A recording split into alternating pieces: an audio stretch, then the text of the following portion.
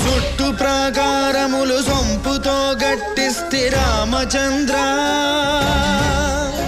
ఆ ప్రాకారముకు బట్టి 10,000 వరహాలు రామచంద్ర లక్ష్మణుకు చేయిస్తి ముత్యాల పథకము రామచంద్ర ఆ పథకానికి బట్టి 10,000 మొహరీలు రామచంద్ర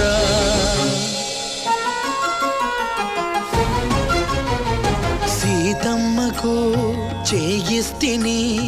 చింతాకు పథకము రామచంద్ర ఆ పథకానికి బట్టి 10,000 వరహాలు రామచంద్ర కలికి తురాయి నీకు పొలుపుగా చేయిస్తిని రామచంద్ర